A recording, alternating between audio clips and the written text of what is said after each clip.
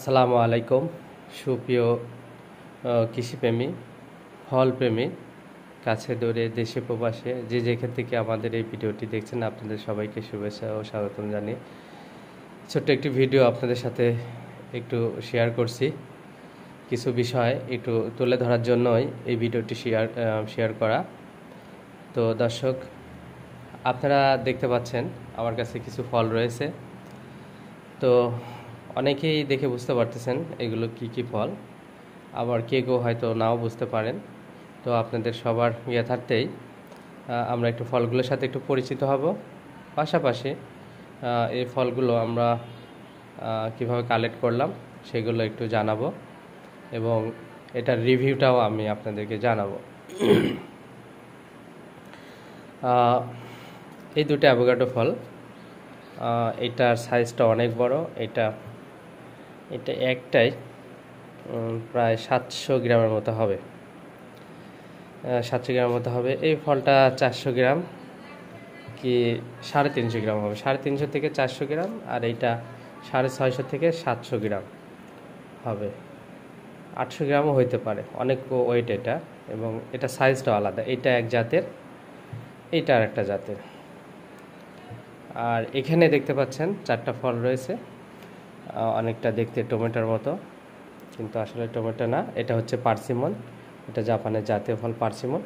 পার্সিমনে অনেক জাত আছে, অ্যাভোকাডোর অনেক জাত রয়েছে। আমাদের দেশেও অলরেডি অ্যাভোকাডো বাণিজ্যিকভাবে চাষ শুরু হয়েছে, পার্সিমনও বাণিজ্যিকভাবে চাষ শুরু হয়েছে। তবে সেই চাষির সংখ্যা খুবই কম। আশা করা যায় ভবিষ্যতে এই চাষের সংখ্যাগুলো বাড়বে। তো আসলে এই দুইটা ফল সম্পর্কে বাস্তবে দেখার জন্যই আমি এই বাগানগুলোতে ভিজিটে গিয়েছিলাম। 2 দিন আমি ভিজিটে ছিলাম, যশোর এবং আপনার ঝিনাইদহ, চুয়াডাঙ্গা, এই 3টা ডিস্ট্রিক্টে 2 দিন ছিলাম। তো সেখানে থেকে আমি সরেজমিনে অ্যাভোকাডোর বাগান দেখেছি এবং বাগান পরিপক্ক বা খাওয়ার যোগ্য অ্যাভোকাডো খেয়েছি, আবার কিনেও নিয়ে এসেছি। পার্সিমনও খেয়েছি, অর্থাৎ বাগানে খাওয়া হয়েছে, আবার কিনেও নিয়ে এসেছি।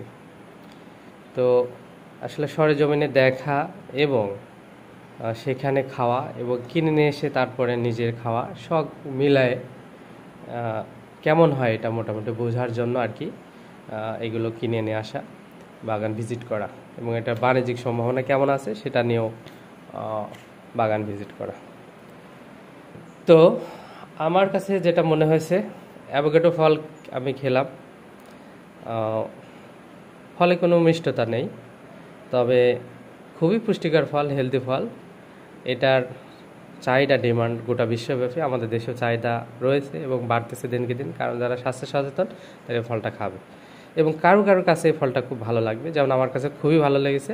এটার মধ্যে কোনো মিষ্টি ভাব নেই, কিন্তু ক্রিমি এবং মাখনের মতো, এবং খাবার শেষে নারিকেলের কাঁচা শ্বাস বা হচ্ছে আপনার তালের কাঁচা শ্বাসের যে একটা ফ্লেভার, এরকম একটা ফ্লেভার পাওয়া যায়, যা কেউ হয়তো পছন্দ না করলেও আমার কাছে খুবই পছন্দ হয়েছে।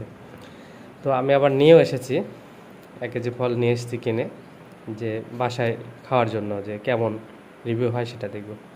পার্সিমনের কথা আসি। পার্সিমনের ফল খেলাম, এটা ফুল যখন পরিপক্ক হয় তখন সেটা খেয়েছি, একদম লাল টকটক হয়, টমেটোর মতো, কাটলেও ভিতরে টমেটোর মতোই হয়, ভিডিও দেওয়া আছে, আপনারা একটু দেখবেন। আবার এরকম হলুদ পার্সিমনটাও খেয়েছি, এটাও মিষ্টি আছে কিন্তু কষ, প্রচুর কষ। এই কষ নিয়ে আসলে খাওয়া যাবে না, গলায় কষ বেঁধে যাবে, গলা আটকে যাবে, তবে মিষ্টি। তবে এইটা আমার ধারণা, আমার মাথায় একটা আইডিয়া আসলো, এটা এই অবস্থায় খেতে হলে কিছু প্রসেসিং করলে খাওয়া যাবে। যেমন হালকা যদি সিদ্ধ করা যায়, করে আমরা দেখবো আর কি যে আসলে এটা এইভাবে খাওয়া যায় কিনা, তাহলে তাৎক্ষণিক খেতে চাই, কারণ পুষ্টি তো অনেক। আর যদি আমরা 4-5 দিন ওয়েট করি তাহলে এটা আস্তে আস্তে লাল হয়ে যাবে, যেটা আমাদেরকে জুলফিকার আঙ্কেল বলেছে, যশোরের চৌগাছার, যার বাগানেরই ফল এবং যার বাগানে ভিজিটে গিয়েছিলাম পার্সিমনের, যে জুলফিকার আলী চাচা আঙ্কেল। তো তিনি বলছে যে 4 দিন 5 দিন রাখলে এটা ফল লাল হয়ে যাবে, তখন একদম পরিপক্ক অবস্থা আসবে, কোনো কষ থাকবে না, একদম মিষ্টি হবে। সেটা আমরা দেখব, এটা রিভিউ জানাবো। পার্সিমন ফলের চাষ যেটা দেখলাম, এই ফলটা বাণিজ্যিক করা যাবে। এই জাতটা অনেক ধরন বেশি, এটা কিন্তু পরিপক্ক হলে ভিতরে নরম, কসকসা ভাব থাকে না, একটু লম্বা ভাব আছে টমেটোর মতো।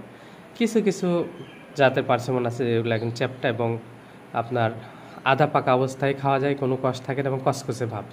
সেই পার্সিমন আমি এর আগে খেয়েছিলাম, সেটাও মোটামুটি মিষ্টি, তবে সেইটার সাথে এই জাতটায় মিষ্টতা আমার কাছে অনেক বেশি লেগেছে। তো এটা ফুল পরিপক্ক হলে এটা সবাই খাবে, এর মধ্যে কোনো ভুল নাই। পার্সিমন চাষের ক্ষেত্রে যেটা মনে হয়েছে,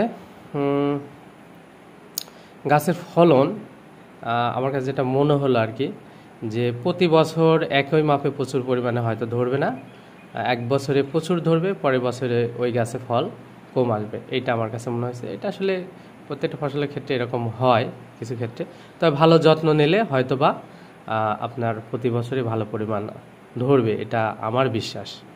তো হয়তো পরিচর্যাটা আমরা এখনও বুঝি নাই।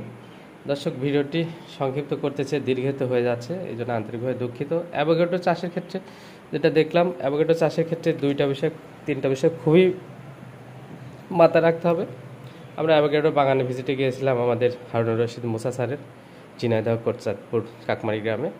তো স্যারের ভাষ্যমতে এবং আমরা সরজীবনে যেটা বুঝলাম বা দেখলাম, ক্ষুদ্র জ্ঞানে যা আসলো, সেটা হচ্ছে যে অ্যাভোকাডো চাষ প্রথমে প্রচুর উঁচা জমি লাগবে এবং পানির সুনিষ্কাশিত ব্যবস্থা লাগবে। আপনার উঁচা জমিতেও যদি পানি বেঁধে থাকে আপনার 2 দিন, বা পানি কোনো মতো রস বেশি থাকে, তাহলে সেই গাছ অনেক বড় অবস্থায় মারা যেতে পারে। আরেকটি বিষয় হচ্ছে যে এটা রাসায়নিক সার, মোসা স্যার যেটা বলেছেন, রাসায়নিক সার প্রথম 1 বছর কোনো রাসায়নিক সার দেওয়াই যাবে না, এটা একটা গুরুত্বপূর্ণ বিষয়। আরেকটা হচ্ছে যে এটার মিষ্টতা কিন্তু নাই, এটা যে বাংলাদেশে সবাই এর ভোক্তা হবে এটা কিন্তু ভাবার কোনো কারণ নেই। এটা হচ্ছে যারা স্বাস্থ্য সচেতন এবং কিছু কিছু মানুষের কাছে এই ফলের টেস্টটা ভালো লাগবে, এরাই কিন্তু খাবে। তো এই কয়েকটা বিষয় মাথায় রেখে এটারও বাণিজ্যিক চাষ শুরু হয়েছে, বাণিজ্যিক করা যাবে, সমস্যা নেই। তো দর্শক, আমরা এই ফলগুলো পরিপক্ক হলে তারপরে আমরা খাবো, এবং পার্সিমনও তাই, অ্যাভোকাডো তাই, আপনাদের সেটা রিভিউ দেওয়ার চেষ্টা করবো, আমাদের সঙ্গে থাকবে। ধন্যবাদ সবাইকে, আল্লাহ হাফেজ।